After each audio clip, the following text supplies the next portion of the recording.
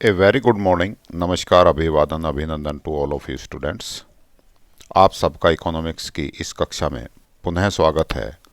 इस कक्षा में हम कक्षा 11 इकोनॉमिक्स की बुक माइक्रो इकोनॉमिक्स व्यष्टि अर्थशास्त्र के यूनिट 7 को शुरू कर रहे हैं। यूनिट 7 है हमारा forms of market and price determination under perfect competition with simple applications. बाजार के रूप और पूर्ण प्रतियोगिता बाजार में बाजार का संतुलन, बाजार का निर्धारण, बाजार संतुलन का निर्धारण, ये वाला चैप्टर आज हम शुरू कर रहे हैं। इसमें शुरू करने से पहले हम आपको थोड़ा सा सिलेबस के बारे में बात करेंगे, है ना। हमारे पास इसमें चैप्टर में क्या क्या चीज़ें हैं वो सिलेबस की बात करेंगे। अब आपका पेपर का भी पैटर्न आ गया है, उसके बारे में भी बात करके देखेंगे थोड़ी सी। ठीक है जी, शुरू करते हैं। चलिए, फॉर्म्स ऑफ मार्केट, देन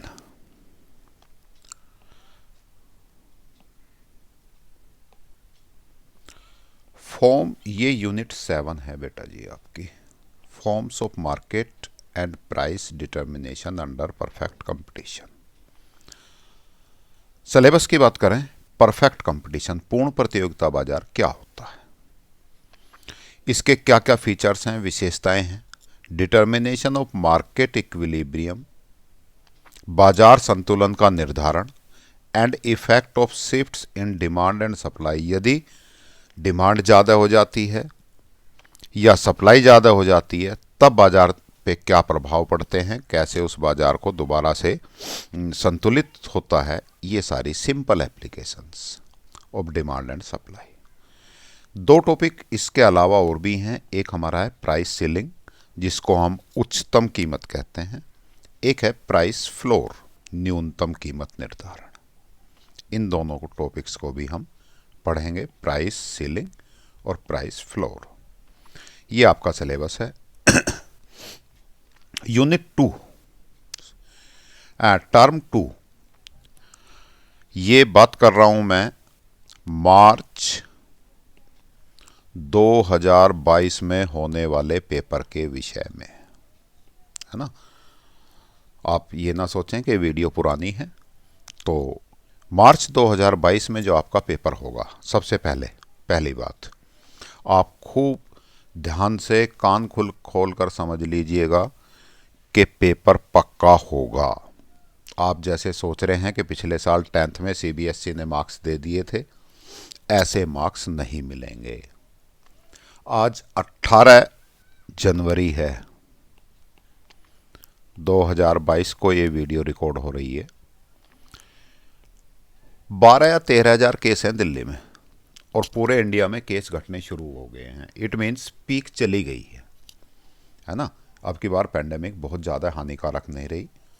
तो इस कोरोना का जो माइक्रोन है वेरिएंट है, इसमें बहुत ज़्यादा हमें डिस्टर्ब नहीं किया है।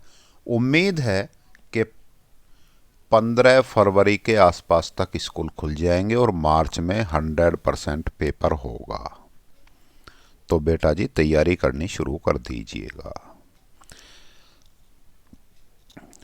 सब्जेक्टिव क्वेश्चन होंगे, डिस्क्रिप्शन देना होगा, मीन्स मल्टीपल चॉइस क्वेश्चन नहीं है। 4 में से ABCD वाला मामला इस बार नहीं है, तो उसी को ध्यान में रख के तैयारी करनी है। पेपर का पैटर्न भी अभी बताता हूं क्या है।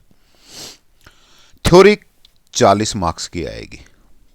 कब की बात कर रहा हूं मैं? जो मार्च 2022 में पेपर होगा, उस पेपर की बात कर रहा हूं। 2 घंटे का पेपर आएगा। इसमें स्टैटिक्स, आपके पास 2 किताबें हैं। एक पार्ट ए स्टैटिक्स है। स्टैटिक्स का सिलेबस जो है, statistical tools and interpretation, measuring of dispersion, correlation, index number, 3 चीजें हैं। ये 17 मार्क्स के हैं। इसका मतलब आपका 17 मार्क्स की स्टैटिक्स वाली बुक और 23 मार्क्स की कौन सी बुक? माइक्रो इकोनॉमिक्स, व्यष्टि अर्थशास्त्र। इसमें व्यष्टि अर्थशास्त्र में जो यूनिट 6 थी, कौन सी? प्रोड्यूसर्स बिहेवियर एंड सप्लाई, उत्पादक का व्यवहार और पूर्ति, जिसकी मैंने 7 या 8 वीडियो हैं, वो सारी वीडियो आप देखेंगे तो आपके 13 मार्क्स की बात बन जाएगी। 13 मार्क्स का है। Forms of market and price determination under perfect competition with simple applications 10 marks का है। तो इसका मतलब माइक्रो हो गई आपकी कौन कौन सी?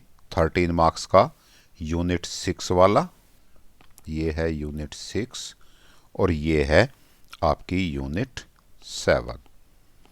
2 यूनिट हैं, दोनों यूनिट, पहली 6 यूनिट 13 मार्क्स की, 7 यूनिट 10 मार्क्स की, टोटल हो गए 23 मार्क्स। और 17 मार्क्स की स्टैटिक्स है। ये आपके इस तरह से 40 मार्क्स बनते हैं।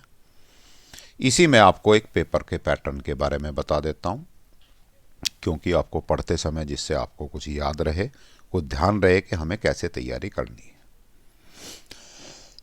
पेपर का पैटर्न क्या होगा बेटा जी? सबसे पहला आपके पेपर में 13 क्वेश्चंस आएंगे,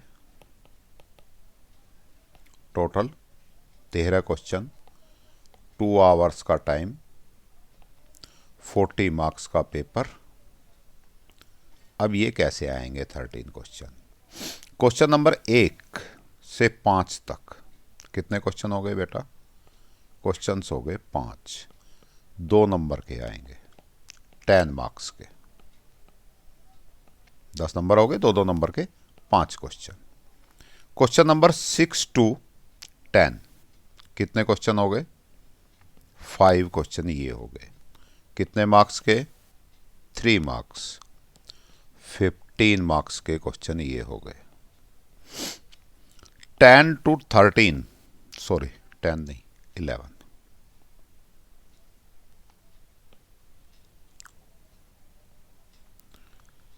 11 to 13 कितने क्वेश्चन हो गए? 3 क्वेश्चन।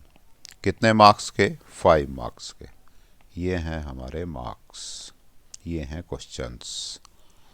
कितने मार्क्स हो गए? 15 मार्क्स। टोटल कितने मार्क्स हो गए? 40 मार्क्स। टोटल क्वेश्चन कितने हो गए? 13। ये आपके पेपर का ब्लूप्रिंट है। समझ आई बात? 5 नंबर के क्वेश्चन आएंगे, कितने? 3। 3 नंबर के क्वेश्चन आएंगे 5, जिनका क्वेश्चन नंबर होगा 6 to 10, 6, 7, 8, 9, 10। 11, 12, 13 ये तीनों क्वेश्चन होंगे 5 मार्क्स के। क्वेश्चन नंबर 1, 2, 3, 4, 5 ये 5 क्वेश्चन होंगे 2 मार्क्स के। कोई भी क्वेश्चन ऑब्जेक्टिव टाइप नहीं आएगा, 1 नंबर का कोई क्वेश्चन ही नहीं आएगा पेपर में। क्वेश्चन नहीं आएगा तो objective type marks, objective type question नहीं आने हैं। तो पढ़ के तुक्का मार के पास होने की गुंजाइश बिल्कुल नहीं है। मेहनत करनी पड़ेगी, क्वेश्चंस के आंसर लिखने पड़ेंगे, पेपर पेन से होगा, सब कुछ क्लियर है। और पेपर एक बार फिर दोबारा बता देता हूँ, पक्का होगा। इसलिए मेहनत कर लेना। कभी एंड टाइम पे अभी ये सोचते रहो कि पैंडेमिक है और पिछले साल की तरह इस साल भी 11 जैसे 10th में पास हो गए थे ऐसे 11th में भी हो जाएंगे और फिर 12th में देखेंगे। अब तो बिल्कुल नहीं। तो आपकी ऑनलाइन क्लासें चल रही हैं आपके टीचर्स आपको घर से पढ़ा रहे हैं, ऑनलाइन पढ़ा रहे हैं, या आप वीडियो देख रहे हैं, बेटा जी पढ़ना शुरू कर दो। और इन वीडियोज़ को देखने का सबसे बेस्ट तरीका क्या है कि सबसे पहले आप वीडियो देखिएगा, उसके बाद एक बार चैप्टर ध्यान से पढ़िएगा, फिर कुछ समझ नहीं आता तो अपने टीचर से पूछिएगा कि सर हमें ये टॉपिक पढ़ा दो। बेटा ऑनलाइन क्लास का तुम्हें एक्सपीरियंस होगा, ऑनलाइन क्लास में आवाज़ें कटती हैं, तो बेटर तरीका ये है कि यूट्यूब पे वीडियो देखो और सर से अपनी प्रॉब्लम्स पूछो। होमवर्क जो दिया हुआ है वो होमवर्क आप करिएगा, क्योंकि जब ऑनलाइन क्लासें चलती हैं, वर्क फ्रॉम होम चल रहे हैं, तो उसमें आपकी जिम्मेदारी ज़्यादा बढ़ जाती है। आपके सर या मैडम या जो भी टीचर हैं वो बार बार क्लास में आपने होमवर्क क्यों नहीं किया, आप पढ़ क्यों नहीं रहे, आप टेस्ट क्यों नहीं दे रहे, ये चीज़ें आपको बार बार कह के वो आपको इम्प्रूव नहीं करा सकते, उनकी मजबूरी है, वो घर पे हैं, आपके कांटेक्ट में नहीं है। तो पढ़ने के लिए प्रेरणा आपको खुद से लेनी पड़ेगी। चलिए जी आगे शुरू करते हैं। ये बात हो गई थी हमारी। सबसे पहले, क्योंकि चैप्टर का नाम है फॉर्म्स ऑफ मार्केट, है बाजार के रूप, तो सबसे पहले तो पता ही लगे कि मार्केट ही क्या होता है। मार्केट किसे कहते हैं, थोड़ा सा अपनी डेली लाइफ से जोड़ के देखोगे चीज़ें तो आपको समझ आ जाएगी। भाई मार्केट में तो आप रोज जाते ही हो, जानते हो मार्केट क्या होता है। जहाँ दुकानें होती हैं, हम चीज़ें खरीदने जाते हैं, है ना, क्या वही मार्केट होता है। ऑनलाइन भी तो मोबाइल खरीद रहे हो, बहुत सारी चीज़ें ऑनलाइन भी तो खरीदते हो। जब मोबाइल खोल के घर में ही बैठे हुए हो और ऑर्डर कर देते हो, स्विगी पे खाने का ऑर्डर कर देते हो, या मोबाइल खरीद लेते हो, या अपने ईयरफोन खरीदते हो, ऑनलाइन बहुत सारा सामान मंगाते हो, तो उस समय आप मार्केट में हो या घर में हो, वो भी मार्केट है, क्योंकि आप खरीदारी तो कर ही रहे हो। तो आपके मोबाइल में जो आप ऑर्डर करते हैं ये भी मार्केट है। आपसे फ़ोन करके बातचीत होती है, आप कहीं फ़ोन करके पूछते हो भाई इसके क्या रेट हैं किसी दुकानदार को, तब भी आप मार्केट ही है। इट मीन्स, मार्केट की डेफिनेशन पहले पढ़ते हैं। The concept of market refers to all such systems, वो सारे सिस्टम्स, वो सारी व्यवस्थाएं और arrangements that brings the buyers, buyers खरीदने वाले, क्रेता, एंड सेलर्स विक्रेता, बेचने वाले, in contact which each other to settle the sale and purchase of goods and services. Goods और सर्विसेज को बेचने या खरीदने के लिए क्रेता और विक्रेता जहां भी आपस में संपर्क में आते हैं वो सारे सिस्टम कहलाते हैं मार्केट। इट मीन्स, आपका मोबाइल जब आप ऑर्डर कर रहे हैं, खाना ऑर्डर कर रहे हैं, कोई सामान ऑर्डर कर रहे हैं, कोई ड्रेस ऑर्डर कर रहे हैं, जूते ऑर्डर कर रहे हैं, तब आप वो भी एक मार्केट है, वो ऑनलाइन मार्केट है। ऐसा ही है जैसा मैं अब आपको पढ़ा रहा हूँ, तो आप भले ही घर में बैठे हैं लेकिन आप क्लासरूम मानकर पढ़िएगा। जब आप बाजार में जाते हैं तो वो तो मार्केट है ही है। वहां तो दुकानदार वो विक्रेता है, आप क्रेता हैं, आप रेट भी पूछते हैं, सामान देखते हैं, देख के अपना ऑर्डर कर देते हैं, उसको कह देते हैं भाई ये दे दो, ये दे दो, मार्केट हो गया। सब्जी आप बाजार जाके ठेली से खरीद लो या ऑनलाइन ऑर्डर करके घर मंगवा लो, दोनों ही मार्केट है। क्यों, ऑनलाइन पे जो बेच रहा है, बेचता है विक्रेता, सेलर, और आप क्या हैं, बायर, दोनों कांटेक्ट में आ रहे हैं ऑनलाइन भी। तो हिंदी में बात करें, बाजार, बाजार की अवधारणा उन सभी प्रणालियों और व्यवस्थाओं को संदर्भित करती है ना, रेफर्स, जो वस्तुओं और सेवाओं की बिक्री और खरीद को व्यवस्थित करने के लिए क्रेता और विक्रेता, विक्रेता जो सामान बेचता है, क्रेता जो सामान खरीदता है, को एक दूसरे के संपर्क में लाती हैं। अब ये कांटेक्ट जो है, संपर्क जो है, वो बाई टेलीफोन हो, बाई ऑनलाइन हो, बाई मैसेज हो, या सीधे सीधे दुकानदार और कोई क्रेता और विक्रेता सीधे सीधे आमने सामने खड़े होकर बातें कर लें, तो वो भी संपर्क ही है। Then types of forms of market, थोड़ा सा समझ के करोगे ना, इन चीज़ों को समझ लो बेटा, डेली लाइफ से जोड़ के देख लो। मैं एग्जांपल आपको दूंगा इसी तरह के कुछ कुछ, तो आपको ज़्यादा अच्छे से चीज़ें समझ आएंगी, रटने से काम नहीं चलने वाला, क्योंकि क्वेश्चन बड़े टिपिकल से पूछे जाते हैं। देन कितनी तरह के बाजार हो सकते हैं। पहला बाजार, परफेक्ट कंपटीशन मार्केट, पूर्ण प्रतियोगिता बाजार। ये आपके सिलेबस में है। आपकी किताब में मोनोपोली, एकाधिकार, मोनोपोलिस्टिक कंपटीशन, एकाधिकारिक प्रतियोगिता, अल्पाधिकार, ओलिगोपोली, ये भी आपकी किताब में लिखे हुए हैं, लेकिन आपको याद नहीं करना, पढ़ने नहीं है, ये सिलेबस से डिलीट हो गए हैं, पिछले साल ही और इस साल भी। उससे पहले थे, इसलिए किताबों में तो लिखे हुए हैं। कौन कौन से, मोनोपोली मार्केट, मोनोपोलिस्टिक कंपटीशन और ओलिगोपोली, ये सारे मार्केट आपके सिलेबस से बाहर हो गए, ये सारा पोर्शन सिलेबस में नहीं है, तो इसमें पढ़ के अपना टाइम वेस्ट मत करना। केवल एक तरह का मार्केट है आपके सिलेबस में, कौन सा मार्केट? परफेक्ट कंपटीशन मार्केट, पूर्ण प्रतियोगिता बाजार, केवल यही वाला मार्केट आपके सिलेबस में है। तो मोनोपोली, मोनोपोलिस्टिक कंपटीशन, ओलिगोपोली, इनके बारे में हम बात ही नहीं करेंगे, है ना, केवल परफेक्ट कंपटीशन मार्केट की बात करेंगे। देन परफेक्ट कंपटीशन मार्केट क्या है जी? Perfect competition is a form of market where there is a large number of buyers, जहां बहुत सारे क्रेता होते हैं, बायर्स मीन्स खरीदने वाले, बहुत सारे क्रेता होते हैं, एंड सेलर्स, बहुत सारे विक्रेता होते हैं, सेलर्स होते हैं, ऑफ ए कॉमोडिटी, एक वस्तु के।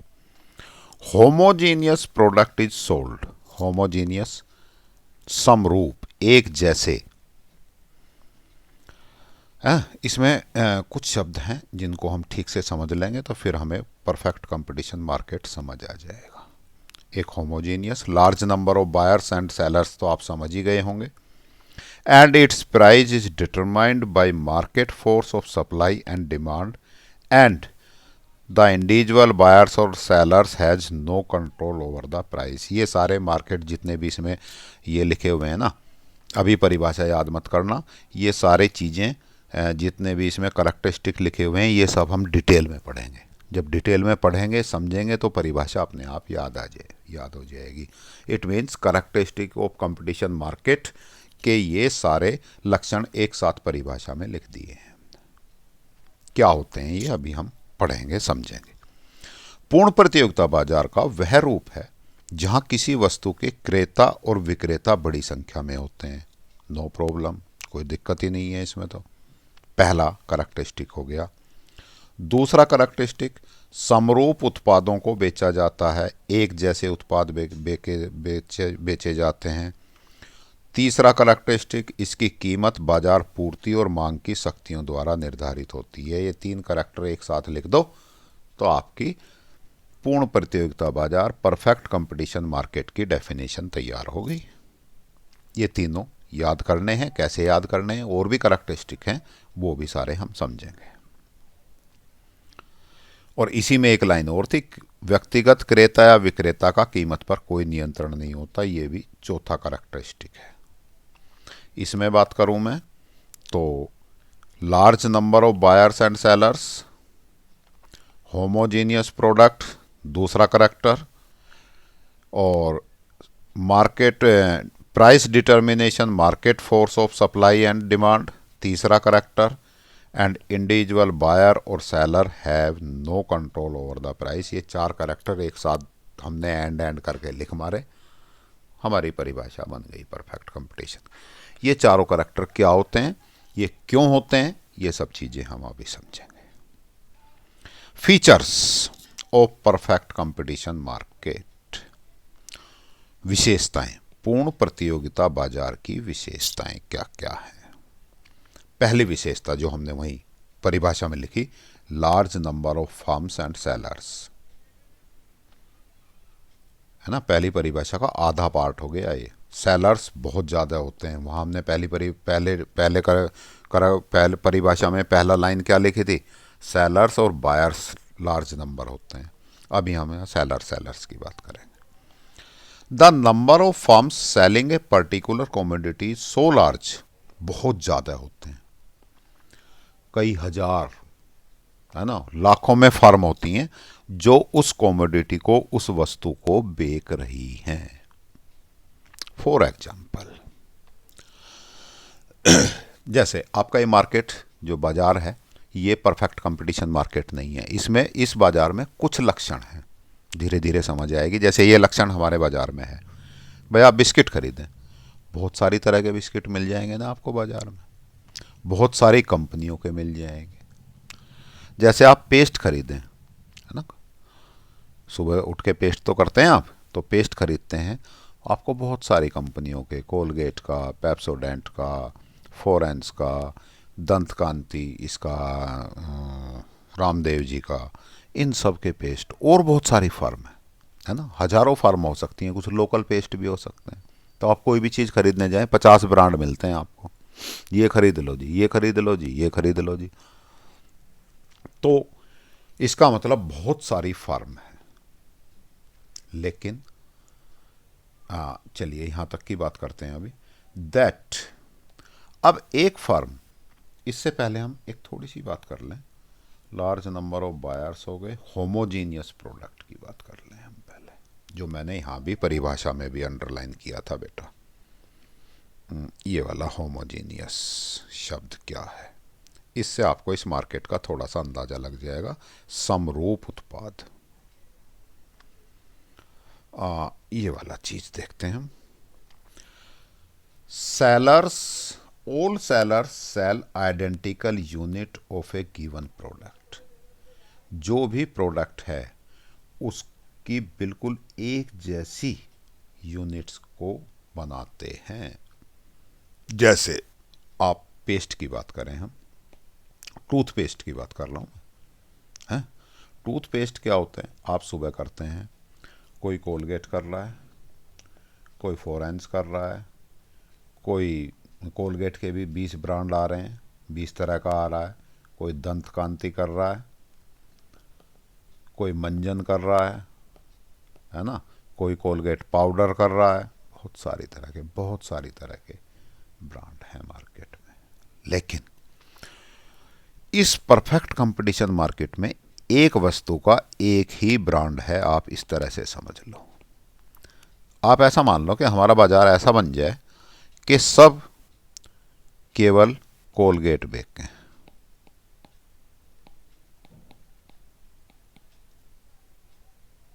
साबुन के नाम पर मान लीजिए पूरे हिंदुस्तान में आपको लाइफ बॉय साबुन ही मिले,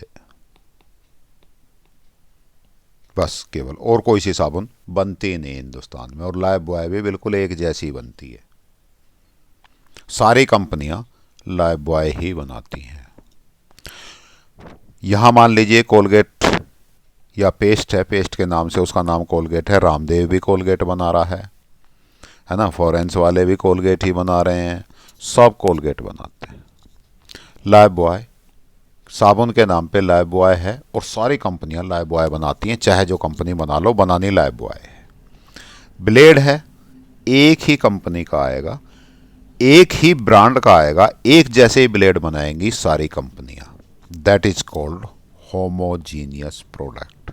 समरूप हैं ये, रंग रूप आकार गुण सब में एक जैसे हैं, पैकिंग में भी एक जैसे हैं, आपको उसको देख के पता ही नहीं लगेगा कि इसका मैन्युफैक्चरर कौन सी फर्म है, और पता भी लग जाए कौन सी फर्म बना रही है तब भी कोई फर्क नहीं पड़ेगा, सबके गुण रंग रूप उस प्रोडक्ट की क्वालिटी सब बिल्कुल सेम है, एक जैसी हैं। तो ऐसा प्रोडक्ट कहलाता है होमोजीनियस प्रोडक्ट, समरूप उत्पाद या सजातीय उत्पाद। इसका एक दूसरा नाम भी है समरूप, मीन्स एक जैसे। सभी विक्रेता किसी दिए गए उत्पाद की समान इकाइयां बेचते हैं।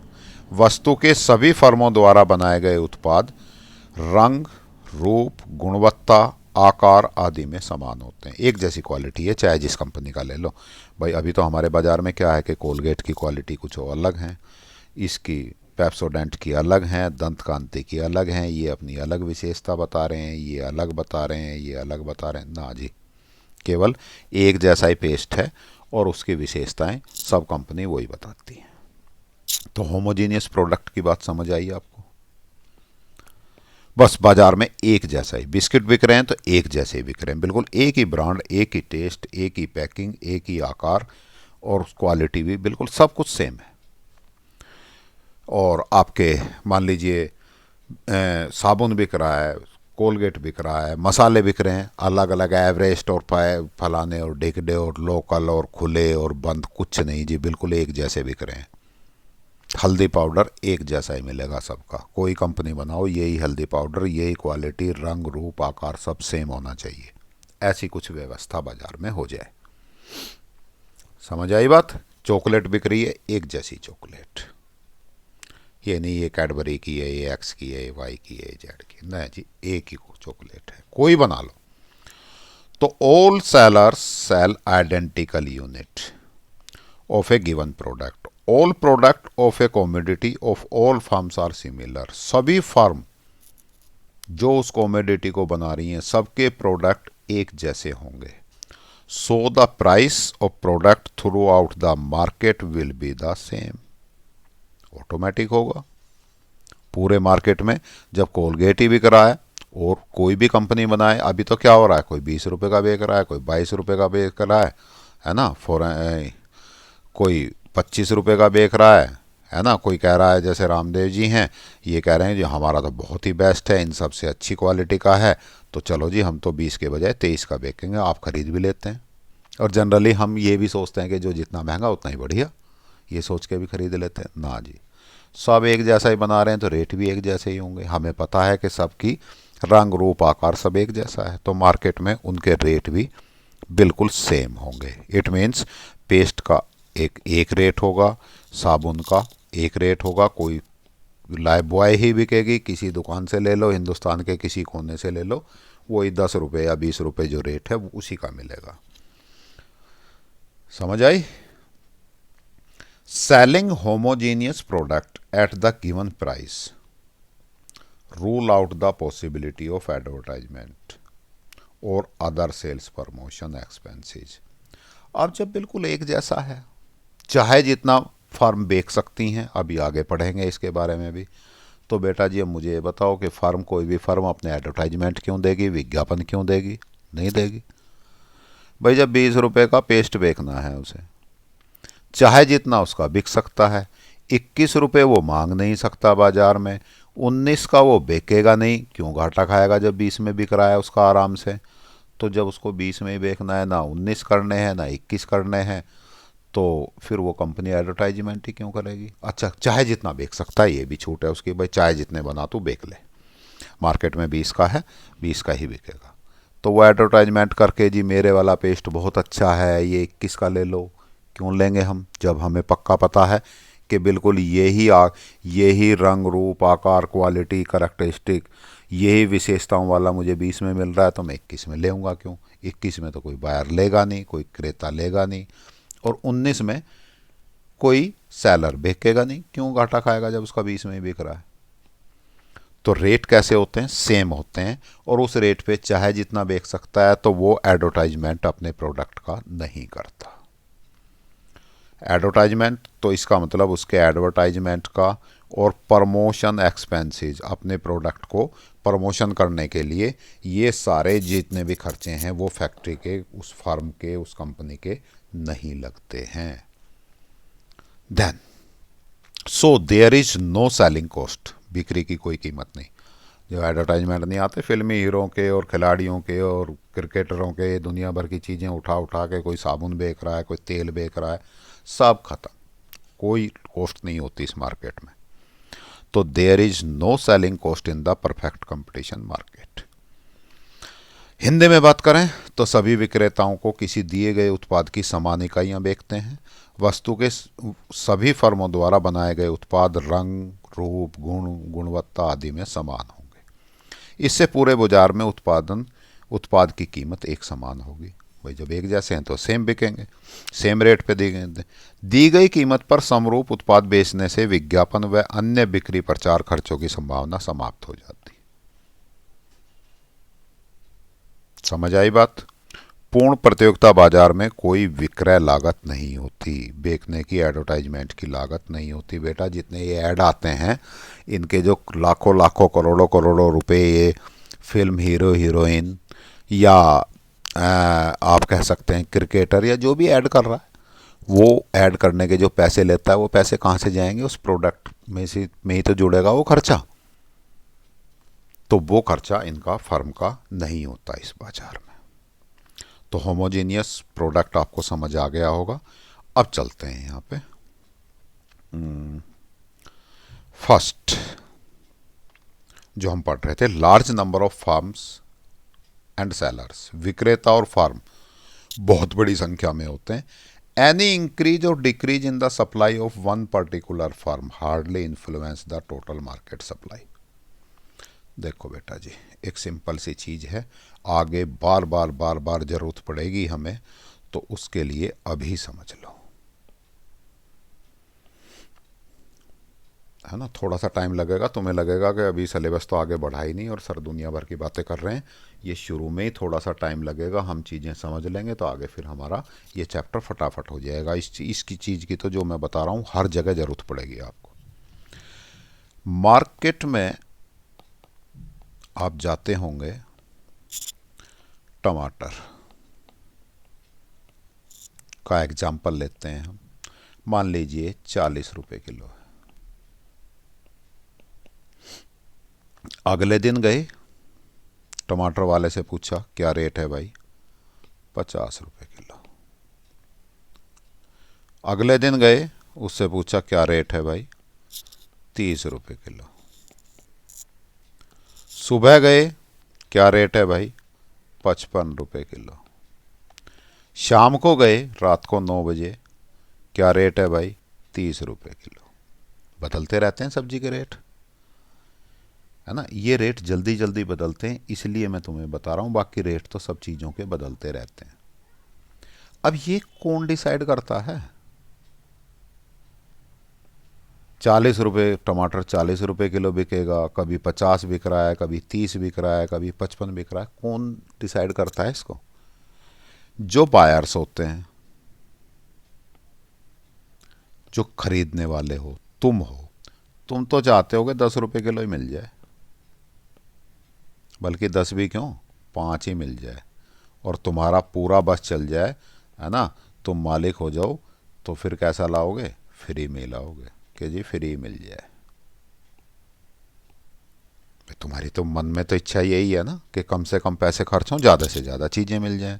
तो तुम तो चाह रहे हो टमाटर फ्री मिल जाए, फ्री भी ना मिले, चलो ये गरीब आदमी है 5 रुपये किलो दे दे, है ना। 5 भी नहीं तो चल 10 ले ले, वो कह रहा है 40।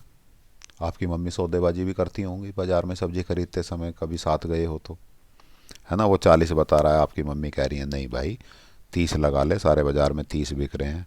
इट मीन्स बायर्स, जो क्रेता हैं, वो तो बहुत ही सस्ता खरीदना चाहते हैं, कम कीमत पर खरीदना चाहते हैं।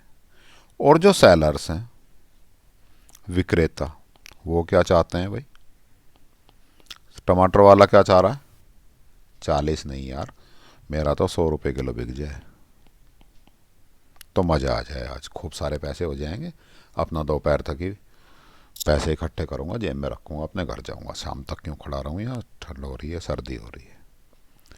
और उसका मन मर्जी चल जाए तो 200 रुपये किलो भी बेच दे वो, उसका मन और उसकी मन की इच्छा ही भगवान पूरी कर दे तो 1000 रुपये किलो भी बेच देगा, बिक जाए तो।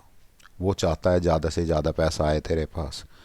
अब भाई तुम तो लेना चाहते हो 10, मान लीजिए ये एग्जांपल ले लेते हैं, तुम तो 10 लेना चाह रहे हो, वहाँ बिक्री सेलर्स चाह रहा है 100 रुपये किलो बिके। अब सौदा कैसे बने, कौन रेट डिसाइड करे इसके?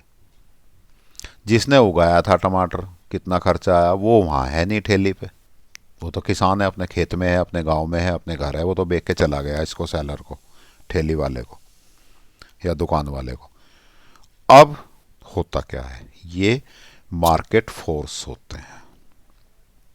क्या होते हैं? मार्केट फोर्स, बाजार शक्तियां।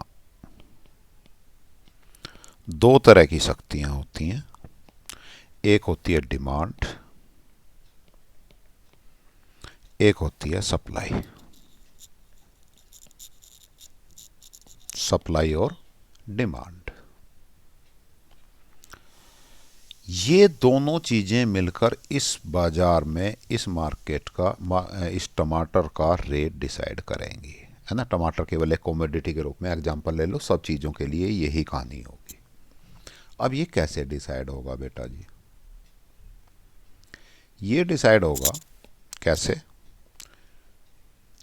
कि भाई मान लीजिए टमाटर उस ठेली वाले ने पूरे दिन 40 रुपये किलो बेचा है,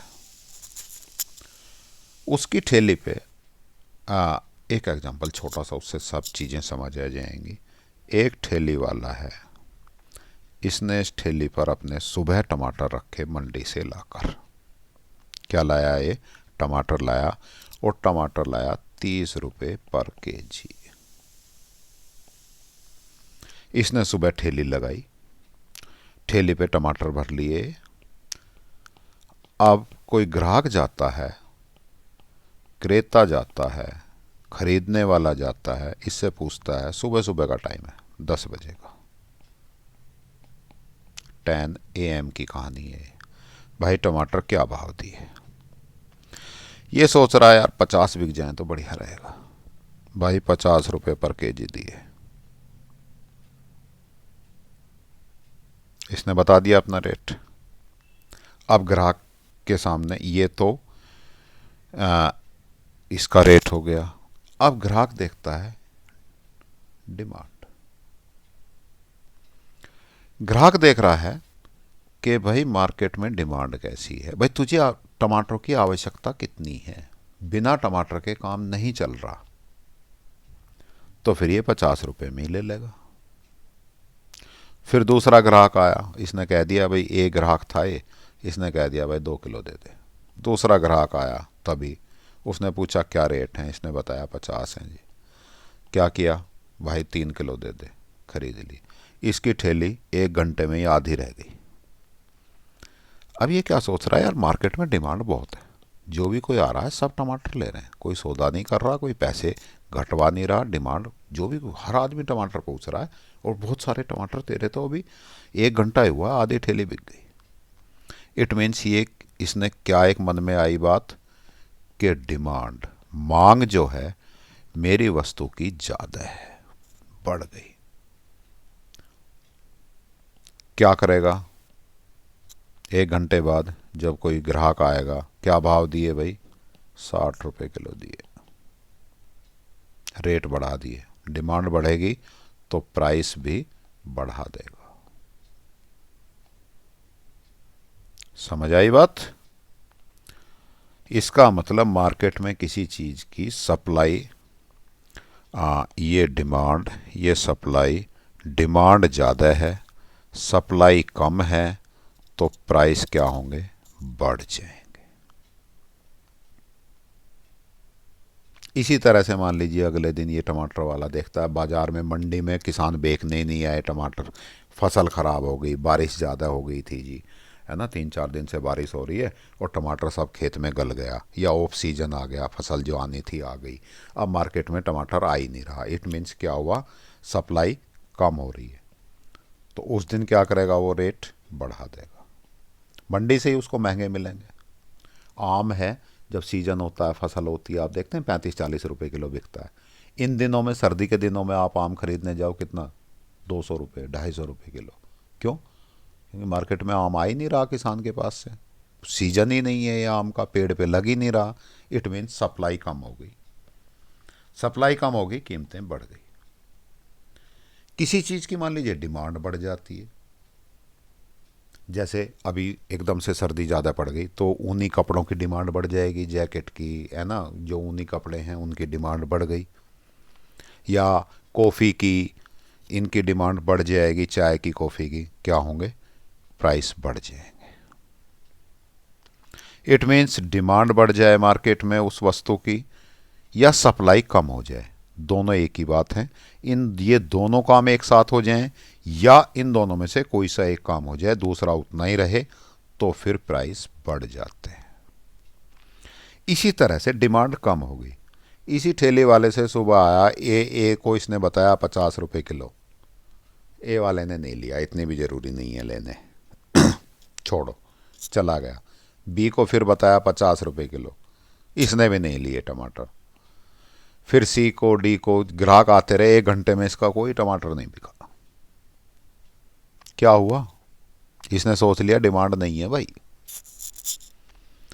1 घंटे बाद जो ग्राहक आएगा उसको क्या रेट बता देगा ये? अभी तो इसने 60 बताया था ना, 50 से बढ़ा के। क्या बता देगा जब कोई नहीं खरीद रहा? 40 ही ले जाओ साहब, भैया 40 ही ले लो। क्योंकि डिमांड क्या हो गई? कम हो गई। हम्म। दूसरा, आज सुबह मंडी में जब गया था टमाटर खरीदने, दुनिया भर के टमाटर आ रहे थे, इसे पता है सब ठेली वाले आज टमाटर ही बेचेंगे। इसका मतलब तेरे हिस्से में ग्राहक कम आएंगे, है ना, सप्लाई ज़्यादा हो गई, तो प्राइस का क्या होगा, प्राइस कम हो जाएंगे, कीमत उस दिन कम हो जाएगी। ये ठेले वाला शाम तक किसी ने नहीं खरीदे और रात को 8 बज गए, इसको भी घर जाना है, टमाटर घर ले जाएगा, ख़राब हो जाएंगे, आज की दिहाड़ी कहाँ से निकलेगी इसकी, है ना, जब बिके ही नहीं। तो ये ठेले वाला रात को 7 बजे इससे पूछोगे क्या भाव है, तो कुछ तो टमाटर ख़राब बच गए इसके पास, छट छट आ गए, और कुछ इसको बेच नहीं है, हो सकता है 30 रुपये किलो भी दे दे ये टमाटर। क्यों, इसको पता है शाम के 7-7 PM हो रहा है और इसके बाद तो डिमांड ना के बराबर होगी, मार्केट में अब कोई नहीं आना, सर्दी हो रही है, लोग अपना घर में घुस जाएंगे, तो ये 30 रुपये किलो भी दे सकता है। तो ये कहानी समझ आती है बेटा। तो इस मार्केट में टमाटर का इन टोमेटोज का रेट किसने डिसाइड किया, डिमांड ने और सप्लाई ने। यदि अगले दिन भी डिमांड बिल्कुल सेम है, उतनी ही है, सप्लाई बिल्कुल सेम है, उतनी ही है, तो अगले दिन भी रेट यही रहेंगे। तो अब आपको समझ आती है कि जो मैंने ऊपर एग्जांपल लिया था कि टमाटर कभी 40 रुपये किलो बिक रहे हैं, अगले दिन 50 बिक रहे हैं, उससे अगले दिन 30 बिक रहे हैं, सुबह 55 बिके थे, शाम को 30 बिक गए। क्यों बिकते हैं, ये डिमांड और सप्लाई का खेल है। ना आपकी दादागिरी चलती, आपकी मर्जी चलती, ना बेचने वाले की मर्जी चलती। मार्केट में कितना वो कॉमोडिटी सप्लाई हो रही है ना, कितना टमाटर सप्लाई हुआ, मार्केट में कितने टमाटर की डिमांड है, ये दोनों शक्तियां मिलकर, ये दोनों फोर्स मिलकर इसका रेट डिसाइड करेंगे। इनको हम कहते हैं मार्केट फोर्सेस, बाजारी शक्तियां या बाजार शक्तियां। कौन कौन सी, डिमांड एंड सप्लाई। क्लियर हुई बात। तो अब आप बता सकते हैं कि किसी चीज़ के सर्दियों में आम के रेट ज़्यादा क्यों होते हैं, क्योंकि सप्लाई इसकी कैसी है, कम है। खरीदते भी कम है, हालांकि डिमांड भी कम है, लेकिन सप्लाई ज़्यादा कम है, जितनी डिमांड है उससे भी सप्लाई कम है, इसलिए रेट ज़्यादा है। बरसात के दिनों में जब आम का सीजन होता है, आम के रेट कम होते हैं। क्यों, क्योंकि उस समय सप्लाई बहुत ज़्यादा है। हालांकि डिमांड भी पहले की अपेक्षा बढ़ी है, पर डिमांड इतनी नहीं बढ़ी जितनी ज़्यादा सप्लाई बढ़ गई। तो जो ये 200 रुपये पर केजी का आम था, कितने रुपए में, 40-50 इतने रुपए में बिकना शुरू हो जाता सप्लाई पे। इसका मतलब आम सीजन के हिसाब से सप्लाई पे रेट डिपेंड हो गए। ऐसे चीज़ों को डिमांड के हिसाब से भी होते हैं। अब कोल्ड ड्रिंक कौन खरीद रहा है इतनी सर्दी में, गर्मियों में आइसक्रीम कोल्ड ड्रिंक महंगी हो जाती है। क्यों, क्योंकि डिमांड बढ़ गई। तो सीजन के हिसाब से और अपने इंटरेस्ट के हिसाब से, फैशन के हिसाब से डिमांड कम ज़्यादा होती रहती हैं। आवश्यकताएं भी हमारी बदलती रहती हैं। किसी चीज़ को हम कभी पसंद करते हैं, अब ऊनी कपड़े पहनना पसंद कर रहे हैं, तो जैकेट खरीदनी है सर्दी से बचने के लिए, जैकेट की डिमांड बढ़ेगी तो रेट भी बढ़ जाएंगे। वही जैकेट आप गर्मियों में खरीदने जाओ तो कुछ सस्ती मिल जाएगी। ऐसा कह देते हैं ना कि ऑफ सीजन चल रहा है, ये ऑफ सीजन में मंदे में बेच रहा हूँ। क्यों बेच रहा है, डिमांड नहीं है। जब डिमांड ही कम हो गई तो रेट तो उसको, प्राइस तो अपने कम करने ही पड़ेंगे। समझ आई बात। देन आगे शुरू करते हैं। अच्छा, अब इस डिमांड और सप्लाई को जो हम आगे शुरू करने की बात कर रहे हैं, उससे पहले इतना समझना है, इस डिमांड और सप्लाई को हम चेंज भी कर सकते हैं क्या। एक फर्म है, एक इंडस्ट्री है, एक व्यक्ति, एक ही फर्म है पूरे बाजार में, वो चीज़ अकेली वही बनाती है। जैसे पेट्रोल है, 2 या 3 फर्म ही है ना, हिंदुस्तान पेट्रोलियम, इंडियन ऑयल, ये 2-3 ही के ही कंपनियों के पेट्रोल पंप मिलेंगे आपको। हाँ, इसी में पेट्रोल पंप से मैं आपको बात बताऊं, पेट्रोल समरूप उत्पाद है, होमोजीनियस प्रोडक्ट है। देखो बेटा जी, हिंदुस्तान पेट्रोलियम का ले लो, भारत पेट्रोलियम का ले लो, इंडियन ऑयल पेट्रोलियम का ले लो, पेट्रोल सब पे कैसा मिलेगा, एक जैसा। ऐसा नहीं है कि भाई इंडियन ऑयल का पेट्रोल बढ़िया होता है और हिंदुस्तान पेट्रोलियम का पेट्रोल खराब होता है, नहीं जी। ऐसी ही आपकी गैस है, इंडियन की ले लो, भारत की ले लो, गैस तो एक जैसी है। तो ये आप कह सकते हैं कि ये सारी फर्में कैसा बना रही हैं गैस के नाम पे? होमोजीनियस प्रोडक्ट, समरूप उत्पाद बना रही हैं। तो समरूप उत्पाद कुछ समझ आई? अब कुछ और कॉन्सेप्ट क्लियर हुआ? पेट्रोल समरूप उत्पाद बिकता है हिंदुस्तान में, किसी पेट्रोल पंप से ले लो, एक रंग रूप क्वालिटी एवरेज के मामले में सब एक जैसे हैं। कोई सा भी पेट्रोल पंप की कंपनी ये नहीं कहती कि जी हमारे वाला पेट्रोल ज़्यादा एवरेज देता है, ज़्यादा बढ़िया है, इंजन को ज़्यादा अच्छा रखता है, या उसके वाला पेट्रोल ख़राब है। देन तो अब समरूप उत्पाद, मान लीजिए एक ही फर्म है, आप छोड़ो पेट्रोल भी, 3 फर्म भी छोड़ो, एक ही फर्म है मार्केट में, वो पेट्रोल बनाना कम कर दे, तो इसका मतलब मार्केट सप्लाई कैसी हो जाएगी? कम हो जाएगी। जब मार्केट में कहीं भी पेट्रोल नहीं मिलेगा, कम मिलेगा, तो हम क्या करेंगे? भाई कुछ महंगा दे दे, पेट्रोल पंप से वाले से कहेंगे, लेकिन यार दे दे मुझे तो इसका मतलब डिमांड ज़्यादा हो गई, सप्लाई कम हो गई, प्राइस क्या होंगे? बढ़ जाएंगे। इसका अर्थ ये हुआ कि यदि फर्म कम हो, एक दो ही हो, तो वो अपनी सप्लाई को कम करके रेट बढ़ा सकती हैं, या सप्लाई बढ़ा के रेट कम कर सकती हैं, मार्केट में रेट ऑटोमेटिक कम हो जाएंगे। तो इसका अर्थ ये हुआ कि फर्म जो है अपनी सप्लाई को कम या ज़्यादा करके मार्केट में मार्केट सप्लाई को इन्फ्लुएंस कर सकती हैं, प्रभावित कर सकती हैं, कम या ज़्यादा करके अपने रेट बदल सकती हैं। लेकिन यहाँ क्या कहानी है भाई? यहाँ क्या है कि बहुत सारे सेलर्स हैं, सो लार्ज, इतने ज़्यादा होते हैं कि वो अपनी सप्लाई, कोई एक फर्म चाहे कि मैं अपनी सप्लाई कम कर दूं, है ना, मैं तो कोलगेट कम बनाऊंगा जिससे सप्लाई कम हो जाएगी और रेट बढ़ जाएंगे, ना जी, नहीं कर सकता, क्योंकि बहुत सारी फर्म है और तो उतना ही बना रही हैं। तो एक particular firm hardly influence the total market supply, कुल बाजार पूर्ति को एक फर्म इन्फ्लुएंस, प्रभावित नहीं कर पाती। So any individual firm fails to make any influence on the price commodity, कीमत पर, मार्केट में वस्तु की कीमत को एक फर्म कंट्रोल नहीं कर पाती। कंट्रोल कैसे कर सकती थी? वो अपनी सप्लाई को कम या ज़्यादा करके, सप्लाई कम ज़्यादा है, वो अपनी बंद भी कर देगी फैक्ट्री, तब भी इतना प्रोडक्ट बन रहा है, इतनी सप्लाई हो रही है कि कोई फ़र्क नहीं पड़ेगा बाजार पे। इट मीन्स वो इन्फ्लुएंस नहीं कर सकती। It is therefore said that a firm under perfect competition is price taker.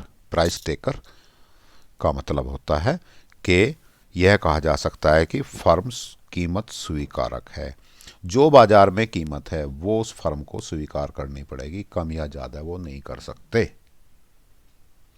भाई 20 रुपए में पेस्ट बिक रहा है तो 20 में ही तुझे बेचना है तो बेच ले, वरना अपनी फर्म बंद करके चला जा, बनाना बंद कर दे। तो इसको हम कहते हैं प्राइस टेकर। वो ये नहीं कह सकता जी मेरा खर्चा तो 21 रुपये का आ रहा है, मैं तो 20 में नहीं बेचूंगा, है ना, इससे तो मैं कम बनाना शुरू कर दूंगा, फिर कीमतें जब 21 रुपये हो जाएंगी तब बेच लूँगा। नहीं जी, प्राइस टेकर है, अपनी कीमत खुद डिसाइड नहीं कर सकता।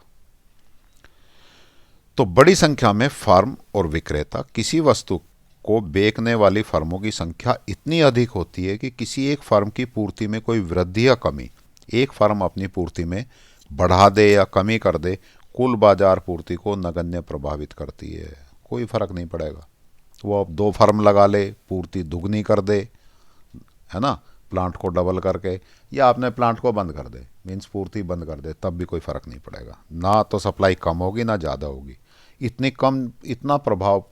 कम प्रभाव पड़ेगा कि नगण्य प्रभाव है, कोई विशेष प्रभाव मार्केट पे पड़ना नहीं है। इसलिए कोई भी व्यक्तिगत फर्म वस्तु की कीमत को प्रभावित नहीं कर सकती। क्यों? इसलिए यह कहा जा सकता है कि पूर्ण प्रतियोगिता के अंतर्गत फर्म कीमत स्वीकारक होती है। तो क्वेश्चन बनता है कि पूर्ण प्रतियोगिता के अंतर्गत फर्म कीमत स्वीकारक क्यों होती हैं? तो इसका आंसर यहीं से निकल जाएगा बेटा जी, क्योंकि फर्मों की संख्या इतनी अधिक होती है कि वो एक फर्म अपनी पूर्ति में कमी या वृद्धि करने पर बाजार पूर्ति को प्रभावित नहीं कर पाती, इसके कारण फर्म कीमत स्वीकारक होती है। ठीक हो गई बात? तो पहला फीचर आपको समझ आ गया होगा। Large number of farms and sellers, इनका क्या प्रभाव पड़ता है। दूसरा, लार्ज नंबर ऑफ बायर्स, खरीदने वाले भी बहुत हैं।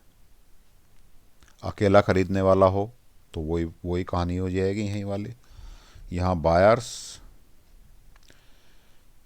बायर अकेला है, ये नहीं खरीदेगा तो डिमांड क्या होगी, कम होगी।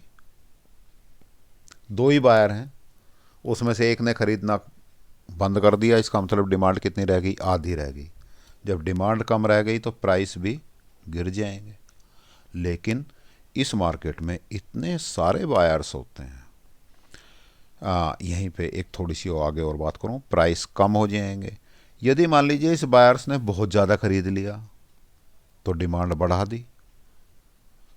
बढ़ा दी तो प्राइस भी बढ़ जाएंगे। इट मीन्स ये बायर चाहे तो मार्केट में डिमांड प्राइस बढ़ा भी सकता है, कम भी कर सकता है, दोनों में से कोई सा भी काम कर सकता है। किसके द्वारा, अपनी डिमांड के द्वारा। लेकिन यदि बायर्स लाखों में हों, करोड़ों में हों, एक आदमी ना भी टमाटर खाएगा तो डिमांड पे कोई प्रभाव पड़ेगा बाजार में, नहीं पड़ेगा, है ना।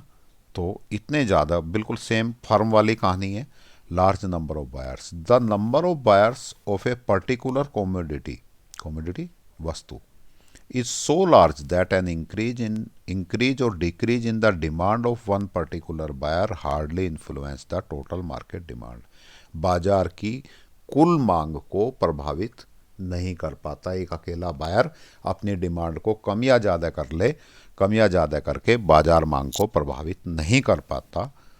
अब इससे क्या होगा, so an individual buyer under perfect competition is a price taker, यह कीमत स्वीकारक होगा। ये भी ऐसा नहीं महंगा आया तो मैं नहीं खरीद रहा तो उससे डिमांड कम नहीं हो जाएगी। एक आदमी से जो बाजार में कीमत है वो लेनी ही पड़ेगी उसे। खरीदारों की बड़ी संख्या, किसी वस्तु के क्रेताओं की संख्या इतनी अधिक होती है कि एक क्रेता की मांग में वृद्धि या कमी बाजार की कुल मांग को नगण्य प्रभावित करती है। इसलिए पूर्ण प्रतियोगिता के तहत एक व्यक्तिगत क्रेता कीमत स्वीकारक होता है। It means in a perfect competition market firm भी और बायर भी दोनों ही कीमत स्वीकारक हैं, प्राइस टेकर हैं, प्राइस डिसाइड नहीं कर सकते। होमोजीनियस प्रोडक्ट की बात हो ही गई, आपको एग्जाम्पल भी समझा दिया। आज यहीं तक बात करते हैं बेटा जी, ठीक है। तो उम्मीद है आपको ये तीनों चीज़ें समझ आ गई होंगी। आज हमने क्या क्या किया एक नज़र मार लें।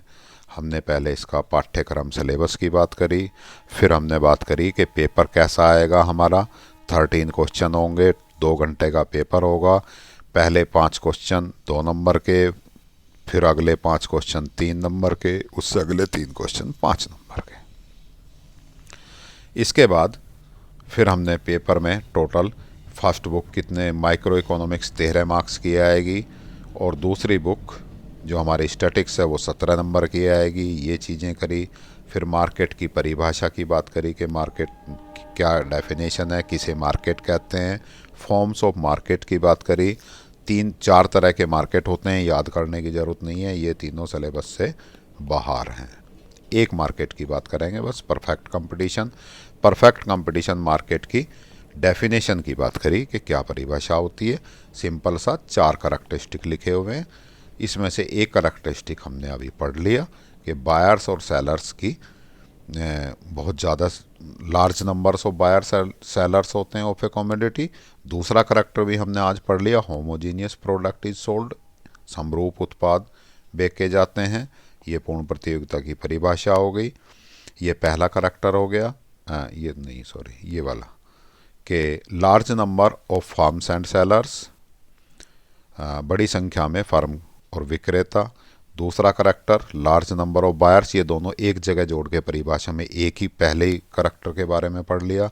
दूसरा करैक्टर जो डेफिनेशन में था, होमोजीनियस प्रोडक्ट्स आर सोल्ड, के समरूप उत्पाद या सहजातीय उत्पाद बेचे जाते हैं।